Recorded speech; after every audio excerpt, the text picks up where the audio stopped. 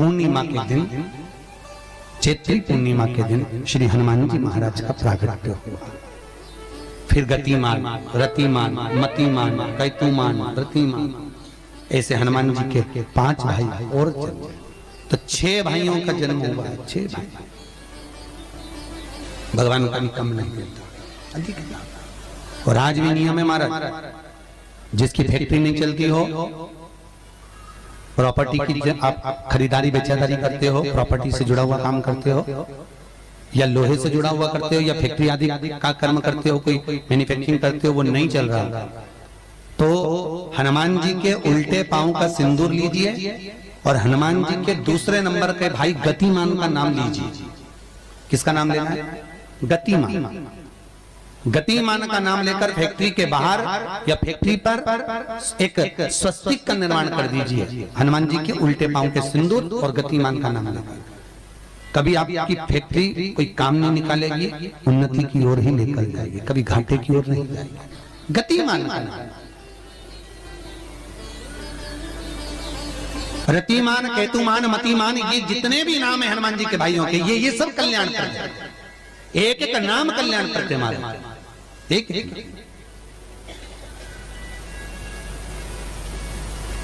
महाराज वो जिन बच्चों को निमोनिया हो जाता है ना, वो सर्दी का कोटा रहता है, बहुत सर्दी बच्चों को बनी रहती है, तो हर दिन 5-10 दिन में वापस दौड़ के डॉक्टर के पास लेके जाओ, फिर डॉक्टर के पास ले। वैसे तो डॉक्टर के पास बच्चे आजकल के जमाने के जाते ही जाते हैं, हर 15 दिन 20 दिन में, तो इसके पीछे वो चले जाए। एक हास्य व्यंग में हमसे पूछा किसी ने, महाराज जी आज के बच्चे बार बार हॉस्पिटल डॉक्टर के क्यों जाते हैं? तो हमने कहा देखो भैया, बच्चा जहाँ जन्म लेता है उनसे प्रेम ज्यादा होता है। पहले नानी के घर में पैदा होता था, इसलिए नानी के घर ज्यादा जाता था, दादी के घर में ज्यादा पैदा होता था, इसलिए दादी के घर ज्यादा जाता था। आज के बच्चे हॉस्पिटल में ज्यादा पैदा होते हैं, इसलिए हॉस्पिटल ज्यादा घूमने जाते हैं।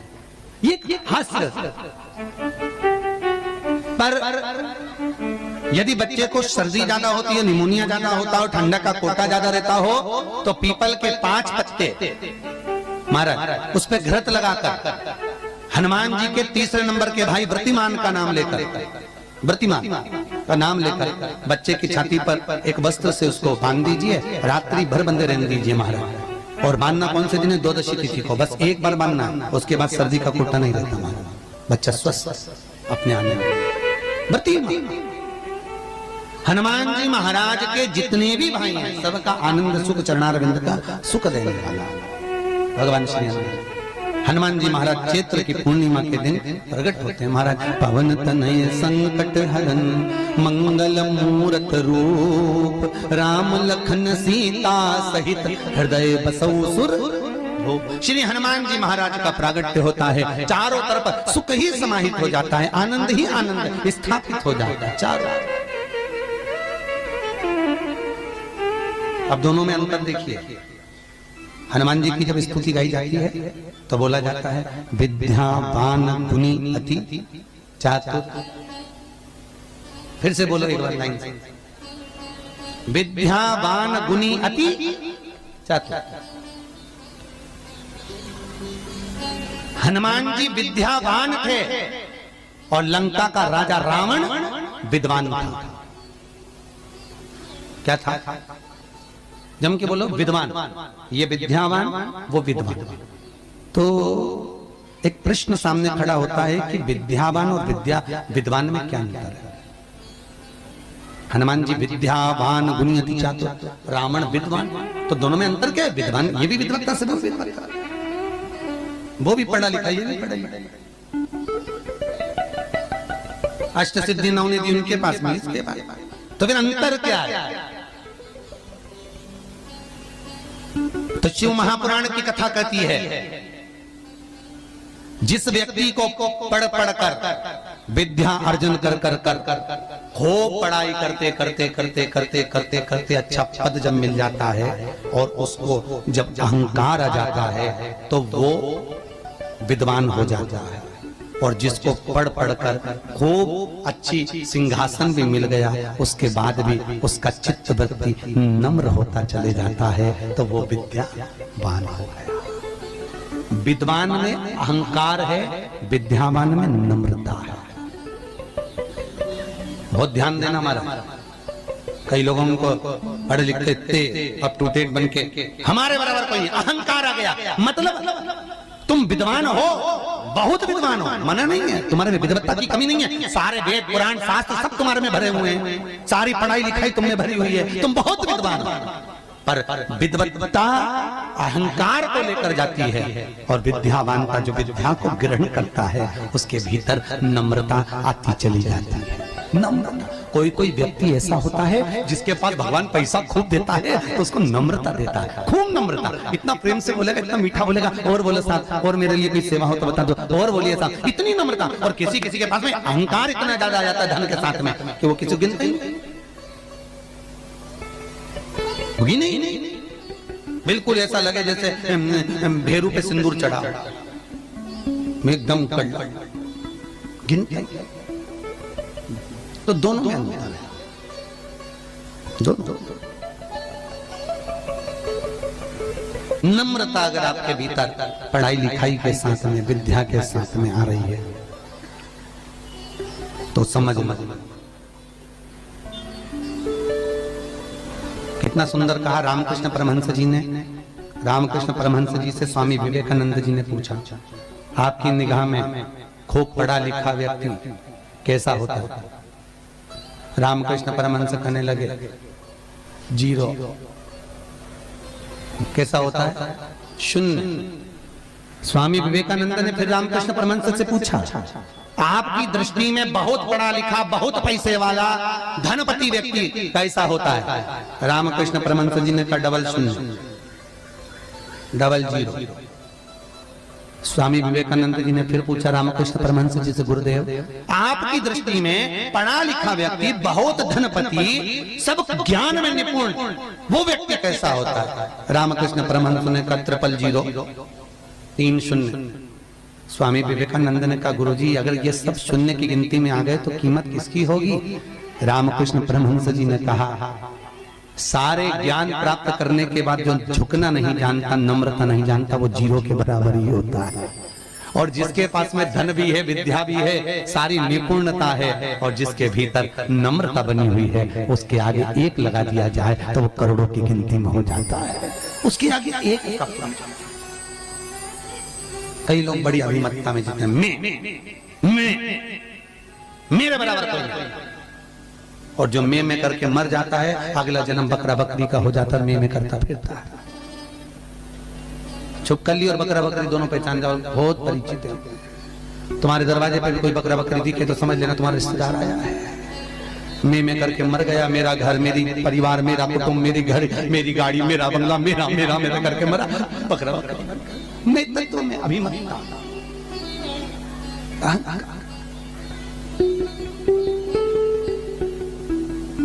गुरु नानक देव जी महाराज का शब्द याद करो, कुछ भी मेरा नहीं है, सब कुछ तेरा, सब कुछ तेरा। इसलिए बोले सो निहाल, सब कुछ तेरा, हमारा कुछ है, हमारे भीतर कुछ है तो वो परमात्मा। हनुमान जी महाराज प्रकट हुए और अष्ट सिद्धि, कितनी? अष्ट सिद्धि, नवनिधि, कितनी निधि? 9 निधि हनुमान जी के पास में थी।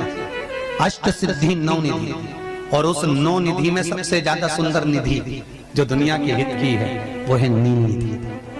कौन सी निधि? 9 निधि में से एक निधि का नाम है नील निधि। कई लोग तो ऐसे, उनका आज तक हनुमान चालीसा पढ़ना नहीं है, आज तक कोई चालीसा, चाहे गायत्री चालीसा हो, लक्ष्मी चालीसा हो, शिव चालीसा हो, पढ़ना ही नहीं आती। बस बैठ गए भगवान के सामने और पढ़ लिया आसन लगा के। नहीं नहीं नहीं, चालीसा पढ़ने का भी एक नियम है। अगर कोई लक्ष्य लेकर पढ़ रहे हो तो उसका एक नियम है। पूरी जिंदगी पढ़ते रहोगे तो भगवान की प्राप्ति नहीं है, पर लक्ष्य लेकर अगर पढ़ा है, आसन से जिस भगवान की चालीसा पढ़ रहे हो उसकी मूर्ति या उसका फोटो आपके सामने होना चाहिए। एक घी का दिया, अगर हनुमान चालीसा पढ़ रहे हो तो या तो घी का दिया जलाओ, वो भी गाय के घी का हो, भैंस के घी का मत जलाना। हनुमान जी कभी प्रकट नहीं होंगे भैंस के घी से। घी का दिया लगाइए अगर चालीसा का पाठ कर रहे हो हनुमान जी का। और बहुत ज्यादा संकट है, बहुत ज्यादा परेशानी है तो हनुमान चालीसा का पाठ करो तो तिल्ली के तेल का दिया लगाओ।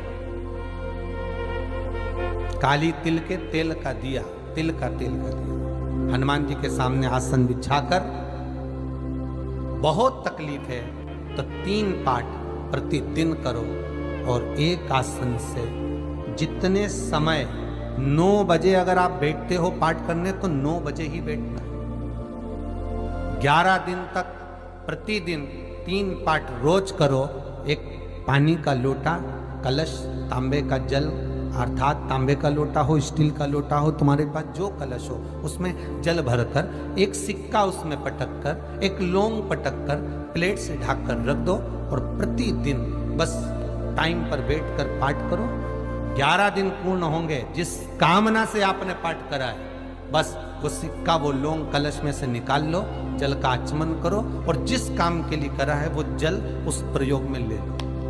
उस प्रयोग, किसी से बात करने जाना है तो वो जल पी कर जाइए, कोई से हाथ मिलाना है तो वो सिक्का, वो लौंग अपने हाथ में रखिए, अपने साथ। राम जी महाराज जब गए, हनुमत चरित्र कहता है, राम जी महाराज जब जाने लगे तो उन्होंने हनुमान जी से कहा कि तुम क्या चाहते हो? हनुमान जी बोले मेरे को जाना है, क्योंकि जहां राम वहां हनुमान। हनुमान जी जब कहने लगे कि मेरे को जाना है तो राम जी महाराज बोले नहीं नहीं हनुमान, तुझे सबसे ज्यादा प्रिय क्या है? तो कह राम।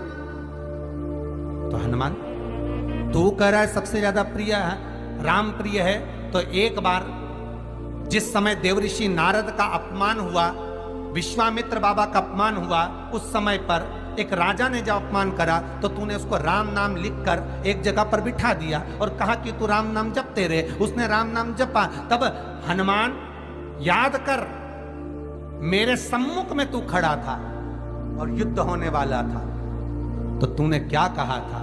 प्रभु आप इसको मार नहीं सकते क्योंकि ये आपका नाम ले रहा है। राम से बड़ा होता है राम का नाम, आप इसे मार नहीं सकते। तब आपने ये संवाद कहा था, हनुमान बता तेरी प्रियता क्या है? हनुमान जी कहते हैं प्रभु आपने मुझे जगा दिया, क्योंकि मुझे श्राप ये मिला था कि तू जागेगा किसी की जगाने पर, आपने मुझे जगा दिया, इसलिए है नाथ अब मैं जाना नहीं चाहता, सत्संग करना चाहता।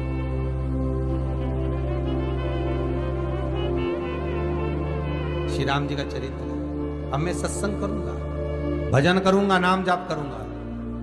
पर राम जी जानते हैं हनुमान से, कहा हनुमान मेरा जाने का समय आ गया, मुझे तो जाना पड़ेगा ना। सीता पृथ्वी में चली गई, मुझे भी जाना है। मैं सरयू के जल में अपने प्राणों को त्यागूंगा, मानव का शरीर है इसको त्यागना तो पड़ेगा ना हनुमान। हनुमान जी बोले तो त्याग दो,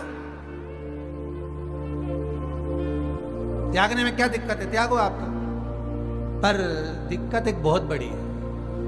तो राम जी ने जैसी कहा दिक्कत बहुत बड़ी है, तो हनुमान जी पूछे ऐसी कौन सी दिक्कत है? हनुमान जी के शब्द सुने तो राम जी बोले, जब जिस समय पर तुम सूर्य को निगल गए थे, इंद्र को क्रोध आया था और इंद्र ने तुम पर वज्र का जब प्रहार करा था, जब वज्र का प्रहार इंद्र ने करा तब तुम्हारा नाम हनुमान हुआ। तब सारे देवी देवताओं ने तुम्हें वर प्रदान करा। उस जगह पर यमराज भी खड़ा था, तो यमराज ने तुम्हें वर दिया था कि जहां हनुमान होगा वहां यमराज नहीं होगा। अब दिक्कत यह है कि मुझे प्राण त्यागना है और तू मुझे 1 मिनट के लिए नहीं छोड़े तो यमराज आएगा कैसे? दिक्कत वहां अड़ी पड़ी।